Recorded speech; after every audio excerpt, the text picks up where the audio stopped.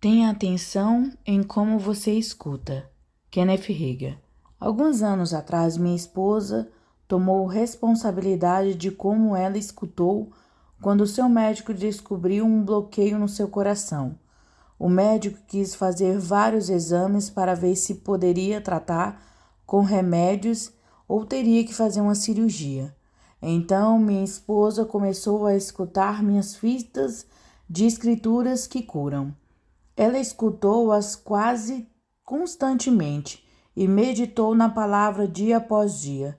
Em outras palavras, ela estava dando atenção ao que escutara. Ela sempre se sentava antes de mim. Quando acordei de manhã, eu vi a luz acesa no banheiro e escutei a fita tocando. Ela gastou horas sem fim apenas escutando a palavra. Eu não digo horas de uma vez, mas quando você a repete. Então o Espírito Santo tomou alguns versículos e ressaltou para ela. Minha esposa começou a confessar essas escrituras e o bloqueio apenas desapareceu. Seu médico nos disse: "Este é o primeiro milagre que eu tenho visto. Eu quero que saiba que não há nada de errado com o seu coração. Seu coração está perfeito em todas as áreas. Você não precisa de remédios e não precisa de nenhuma cirurgia. Seu coração está perfeito e você pode dizer às pessoas que seu médico disse isto." Minha esposa deu atenção com escutar e produzir cura para ela. Jesus disse: "Vede, pois, como ouves." Lucas 8, verso 18. Bem, como minha esposa escutou? A resposta é encontrada em Romanos 10, verso 17, que diz assim: "E assim a fé vem pela pregação, e a pregação pela palavra de Cristo." Este versículo está falando sobre escutar, não é? A fé vem por ouvir uma vez? Não. A fé vem por ouvir e ouvir e ouvir. Minha esposa continuou escutando e recebeu sua cura. Alguns anos depois de minha esposa ter recebido sua cura, ela descobriu que uma amiga sua tinha também uma condição crítica que provavelmente poderia ser fatal. Conversado com ela, minha esposa perguntou: "Você tem as fitas das escrituras que curam do irmão Hagin?" Sua amiga disse: "Sim, eu creio tê-las." Mas quando minha esposa perguntou se ela estava escutando, sua amiga disse: "Oh, eu escutei há alguns anos atrás." Romanos 10, verso 17 diz: "E assim a fé vem pela pregação e a pregação pela palavra de Cristo." Em Romanos 10, verso 17, não diz que fé vem por ter escutado, não. Diz que fé vem pelo ouvir. Então você deve ter atenção de como escutar. Bem, minha esposa disse à sua amiga que ela tinha feito, mas a mulher não pegou o que minha esposa estava dizendo. Minha esposa considerou muito a palavra e ela produziu muito em sua vida. Subtítulo: Uma história de ancião. Em setembro de 1954, eu estava conduzindo um reavivamento de 3 semanas em uma igreja folclore na Califórnia. O sogro do pastor vinha regularmente e sentava nos cultos diários. Ele era um senhor idoso, aproximadamente 82 anos de idade.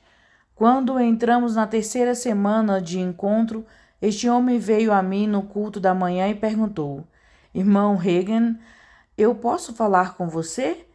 Eu disse sim, e ele contou-me sua história.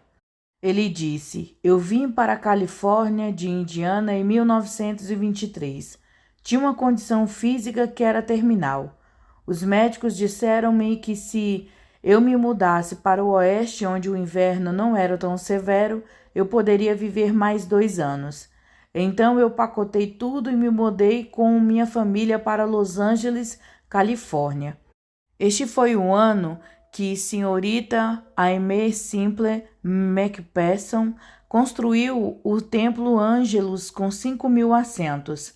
Alguém falou-me sobre suas reuniões de cura e eu fui. É claro que eu estava desesperado porque os médicos tinham dito que nada mais parecia ser feito por mim. Então eu entrei na sala de cura da senhorita McPherson e fui curada pelo poder de Deus. Depois eu descobri que não era salvo. Tinha sempre sido um bom membro de igreja, ativo no trabalho da igreja e tinha suposto que era um cristão. Mas fui salvo, batizado pelo Espírito Santo em sua reunião também. Eu fui para a igreja lá toda semana e continuei escutando a palavra ensinada até nos mudar para o Nordeste da Califórnia em 1933. Então, em 1938, desenvolvi uma hérnia. Eu disse para minha esposa: eu sei que tudo o que tenho que fazer é permitir que a senhora McPherson imponha as mãos sobre mim e aquela hérnia irá desaparecer. Enquanto eu estava planejando ir para Los Angeles, eu desenvolvi outra hérnia. Agora eu tinha uma hérnia dupla. Quando eu voltei ao Templo Angelus, pessoas estavam começando a chegar de todos os lugares para a reunião de cura diária.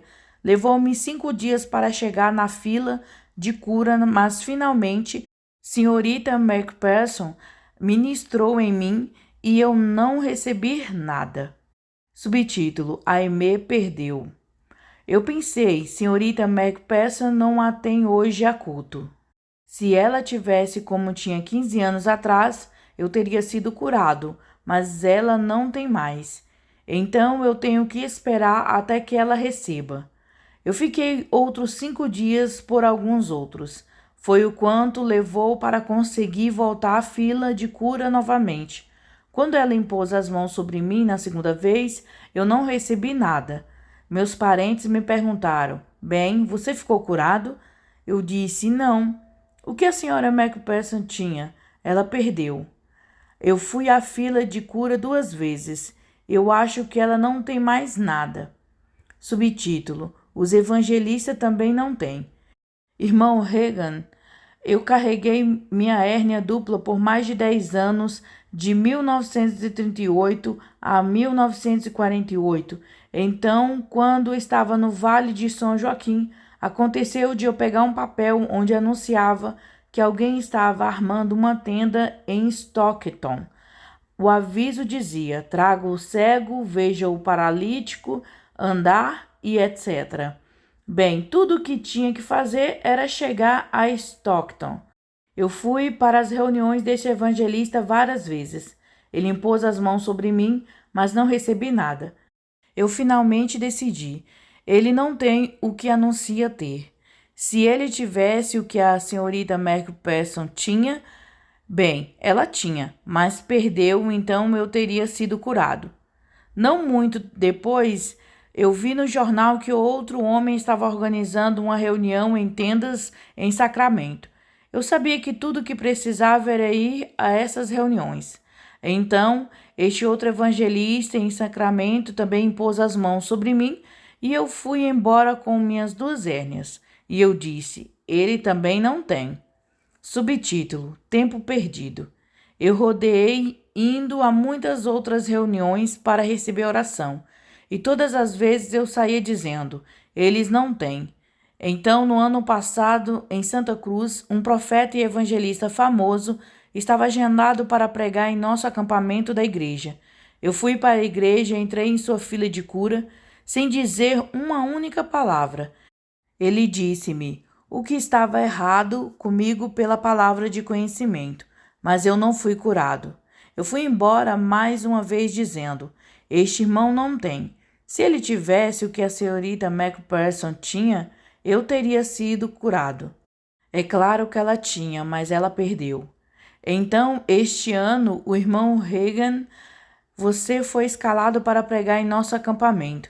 Eu tinha ouvido sobre a visão que você teve de Jesus e como ele lhe apareceu, porque estava publicado em toda a igreja. Eu sabia que tudo o que precisava era chegar em Santa Cruz e entrar em sua fila de cura. Eu não sei quantas vezes impôs as mãos sobre mim naquele acampamento e mais tarde aqui na igreja do meu filho, mas eu não fui curado. Ele disse: eu acho que o irmão Reagan não a tem. E se ele tivesse o que a senhorita McPherson tinha nos anos 23, é claro que agora ela perdeu, eu teria sido curado. Então este homem idoso me disse: Mas você sabe, irmão Regan, desde que eu estive sentado aqui nesses dias de culto escutando você, eu comecei a ver alguma coisa. O quê? Perguntei. Ele respondeu: Eu estou começando a ver que Deus está requisitando algo de mim. Eu disse: Sim, irmão, eu não importo porque você está perdendo seu tempo, entrando em filas de cura. Você gastou 16 anos tentando ser curado na fé de outra pessoa, porque ao invés de orarem por você, você saiu e orou você mesmo por sua doença. Não, irmão, você terá que ser curado pela sua própria fé. Subtítulo: Você tem uma parte para agir. Veja, eu estava ensinando o assunto como colocar sua fé para funcionar e como confessar a sua boca e crer com o seu coração naqueles dias. Por sentar-se aos cultos, aquele senhor começou a aprender que ele tinha que fazer uma parte. Isto foi em setembro de 1954. Em julho de 1955, 10 meses depois, eu fui para Old Warkent, nas montanhas de Sonara, pregar para umas igrejas de folclore daquele distrito. E uma das primeiras pessoas que vi foi aquele senhor que agora tinha 83 anos. Ele me acenou de uma distância e me chamou: Irmão Regan, irmão Regan. Eu esperei até aqui, para que chegasse onde eu estava. Veio correndo aos 83 anos. Ele gritou pulando para cima e para baixo: Estou completamente curado. As 2 hérnias desapareceram. Eu as carreguei por todo esse tempo, mas agora elas sumiram. E eu fui curado com minha própria fé. Não apenas isso, ele disse, mas estou fazendo justamente o que você disse. Tenho 83 anos, sou aposentado, você sabe. Estou saindo para visitar os doentes todos os dias, orando por eles e vendo-os sendo curados. Glória a Deus, aquele homem foi curado de sua doença terminal em 1923 através do ministério de Aimee Semple McPherson, porque ele era novo na fé. Mas, anos depois, quando ele desenvolveu aquelas 2 hérnias, algo foi requerido dele. Deus estava requisitando que ele exercitasse sua própria fé. Subtítulo: Você tem que exercitar sua própria fé. Quando eu ministro cura, eu imponho as mãos nos enfermos em obediência à lei espiritual e contato e transmissão. O contato de minhas mãos transmite o poder da cura de Deus para dentro de seus corpos, para desfazer aquilo que Satanás tem trabalhado e para provocar nele cura e restauração. Marcos 16, verso 18 diz: Pegarão em serpentes, e se alguma coisa mortífera beberem, não lhes fará mal. Se impuserem as mãos sobre os enfermos, eles ficarão curados. Atos 19, verso 11 e 12 diz: E Deus, pelas mãos de Paulo, fazia milagres extraordinários, a ponto de levarem aos enfermos lenços e aventais do seu uso pessoal, diante dos quais as enfermidades fugiam das suas vítimas e os espíritos malignos se retiravam. Uma vez que tenho consciência que o poder de Deus tem entrado neles, eu digo: pronto, é o que eu posso fazer por eles. É onde minha responsabilidade acaba e a deles começa. Veja, cura divina tem que ser apropriada pela fé. Você pode receber através da fé de outra pessoa por um tempo, mas cedo ou tarde você terá que aprender a exercitar sua própria fé. A palavra de Deus é clara. O desejo de Deus é curar. Agora é tempo de andar na luz da palavra que você recebeu. Quando eu entendi que poderia usar o nome de Jesus para quebrar o poder do diabo sobre aqueles que amo e não estão salvos, imediatamente disse para mim: eu farei exatamente isto. O pior parente que tinha, meu irmão Dub, veio à minha mente. Eu pensei: se funcionar com ele, funcionará com qualquer um. Eu tenho estado lendo a Bíblia, meditando e orando. Minha Bíblia estava aberta no livro dos Filipenses, Então eu parei e li Filipenses 2, verso 9, que diz: pelo que também Deus o exaltou sobremaneira e lhe deu o nome que está acima sobre todo nome. Deus exaltou a pessoa de Jesus sobremaneira e deu-lhe o nome que está sobre todo nome. É o nome e a pessoa que são. Por exemplo, se seu nome é John Smith, as pessoas não vão pensar que você é Harvey, não se eles sabem seu nome. Então, quando lembram de você, lembrarão do seu nome. Ou se eles sabem seu nome, quando lembrarem do seu nome, lembrarão da sua pessoa. O nome e a pessoa são um. Obrigada, Senhor. O Senhor Jesus Cristo e seu nome são um. Agora vamos ler no capítulo 2 de Filipenses. Filipenses 2, verso 10 e 11. Para que ao nome de Jesus se dobre todo o joelho, nos céus e na terra e debaixo da terra, e toda língua confesse que Jesus Cristo é o Senhor, para a glória do seu Pai. Verso 10 diz: para que ao nome do Senhor se dobre todo o joelho, coisas nos céus, coisas na terra e coisas debaixo da terra. Outra tradução diz: seres no céu, seres na terra, seres debaixo da terra, em vez de coisa. Então podemos ler o verso 10. Todo joelho se dobrará, de seres nos céus, e seres na terra, e seres debaixo da terra. Seres na terra, nos céus e sobre a terra inclui anjos e demônios.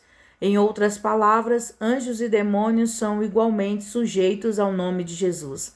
Eles devem se render a este nome, porque o nome de Jesus é maior que qualquer outro nome que possa ser dado. Como eu disse antes, eu estava em pé com a minha Bíblia na mão, aberta no livro de Filipenses. Então eu levantei as minhas mãos para o céu e disse: eu tomo o nome de Jesus e quebro o poder do diabo sobre meu irmão Dub e clamo por sua libertação e salvação. Quando eu tomei a autoridade sobre os demônios que influenciavam a vida de Dub e clamei por salvação, aquilo foi para mim. Eu nem pensei nem orei sobre este ponto mais. Meu irmão Dub era a ovelha negra da família. Eu nem sabia onde ele estava naquele momento e eu usei o nome de Jesus em seu benefício, mas para mim tinha efetuado, e em menos de 3 semanas ele estava salvo. Subtítulo: use o nome de Jesus em fé. Quando você recebe a revelação do poder e a autoridade que você tem no nome de Jesus, ninguém pode roubar esta revelação de você. Você deve usar o nome de Jesus em fé.